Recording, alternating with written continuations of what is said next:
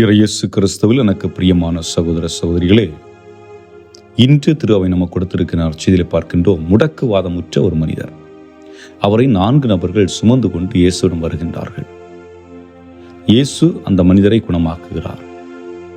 ஆனால் இங்கே நாம் பார்க்க இருப்பது என்னவென்றால், அந்த 4 நபர்கள், இதை நாம் எங்கே பார்க்கின்றோம் என்றால், மார்க்கு நற்செய்தி அதிகாரம் 2 இறைவார்த்தை 1 முதல் 12 முடிய. ஒரு மனிதன் முடக்குவாதமுற்று படுத்து கிடக்கிறான். முடக்குவாதமுற்ற மனிதன் என்று சொல்லுகின்ற பொழுது, அவனால் அசைய முடியாது. அவனுடைய உடல் உறுப்புகளை அவன் விரும்புவது போல் செயல்படுத்த முடியாது. ஆக முடங்கி கிடக்கின்ற ஒரு மனிதன், உடல் அளவிலும் சரி மனதளவிலும் சரி முடங்கி கிடக்கின்ற ஒரு மனிதன். இப்ப இந்த முடங்கி கிடக்கிற ஒரு மனிதனை தேற்றுவதற்கு முதலில் தேவை என்னவென்றால் நம்பிக்கை. ஆக நம்பிக்கை இருந்தால் மட்டும்தான் இவர்களை மீட்டு கொண்டு வர முடியும். ஆக நம்பிக்கை அந்த நபருக்கு இருக்க வேண்டும், அவரை சுற்றி இருக்கின்ற மனிதர்களுக்கும் இருக்க வேண்டும். அந்த அடிப்படையில் பார்க்கின்ற பொழுது, இயேசுவை பற்றிய செய்திகள் இவர்கள் கேள்விப்பட்டிருக்கிறார்கள். ஆகவே இயேசுவிடம் சென்றால் குணம் அடைவேன் என்ற நம்பிக்கை முதலில் அந்த முடக்குவாதம் உள்ள மனிதனுக்கு வருகிறது. இரண்டாவதாக, அந்த 4 நபர்கள் சுமந்து கொண்டு வரக்கூடியவர்கள். காரணம், இயேசு இருந்த இடத்தில் கூட்டம் அதிகமாக இருக்கிறது. ஆகவே இங்கு என்ன சொல்லப்பட்டிருக்கிறது என்றால், கூரையை உடைத்து திறப்பு உண்டாக்கி முடக்குவாதமுற்றவரை படுக்கையோடு கீழே இறக்கினார். அப்போ அதை செய்யணும்னா எந்த அளவுக்கு நம்பிக்கை இருந்திருக்கணும். நம்பிக்கை இல்லாம இந்த ஒரு செயலை செய்ய முடியாது. ஏன்னா முன்வழியாக கொண்டு வர முடியல. ஒருவேளை வீடு சின்னதாக இருக்கலாம், அல்லது அவங்க இயேசுவை வெளியே கூப்பிடலையா இருக்கலாம். ஏதோ ஒரு நம்பிக்கையை வெளிப்படுத்துகிறது. அதாவது இயேசுவிடம் கொண்டு சென்றால் அங்கே குணப்படுத்த முடியும் என்பதுதான். அன்புக்குரியவர்களே, இது ஒரு சின்ன நிகழ்வு தான். ஆனால் இந்த நிகழ்வு நமக்கு பல காரியங்களை சொல்லிக் கொடுக்கிறது.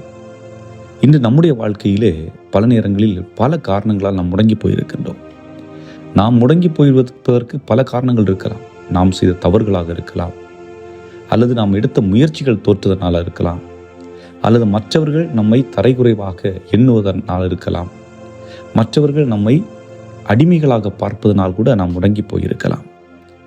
ஆக இப்படிப்பட்ட சூழலிருந்து நாம் வெளிவர வேண்டும் என்பதுதான் இயேசு நமக்கு கொடுக்கின்ற முதல் செய்தியாக இருக்கிறது. காரணம், அந்த படுக்கையோடு எடுத்துக்கொண்டு வந்த மனிதரை அவர் என்ன பார்க்கிறார்? அவங்களுடைய நம்பிக்கையை பார்க்கிறார். நம்பிக்கையை பார்த்துட்டு இயேசு சொன்ன வார்த்தை என்ன? மகனே, உன் பாவங்கள் மன்னிக்கப்பட்டன. அதாவது அந்த மனிதன் எதனால் முடங்கி போயிருக்கின்றான் என்றால், அவன் செய்த தவறின் அடிப்படையில் அவன் முடங்கி போயிருக்கின்றான். அவனால் இதை ஏற்றுக்கொள்ள முடியவில்லை. அதாவது கில்ட் ஃபீலிங்னு சொல்லுவோம். ஒருத்தர் ஒரு தவறு செய்கிறாங்க, அந்த தவறை செஞ்சுக்கிட்டு அந்த தவறை அவங்களால ஏற்றுக்கவும் முடியறதில்ல, அதை மெல்லவும் முடியறதில்ல, விழுங்கவும் முடியறதில்ல. நான் செஞ்சிட்டேன், எனக்கு மீட்பு இல்லை, என்ன கடவுள் காப்பாற்ற மாட்டார், என்ன தீச்சூழல் தள்ளிடுவார் அப்படிங்கிற செல்ஃப் அக்யூசேஷன், தன்னை தானே காயப்படுத்தி கொண்டே இருப்பதனால் ஒரு மனிதன் முடங்கி போகிறதற்கு பல வாய்ப்புகள் இருக்கிறது. அந்த அடிப்படையில் இந்த மனிதனும் தான் செய்த தவற்றினால் கூட அவன் முடங்கி போயிருக்கலாம். ஆகவே தான் இயேசு கூறுகிறார், மகனே, உன் பாவங்கள் மன்னிக்கப்பட்டன. அப்படி என்றால் என்ன?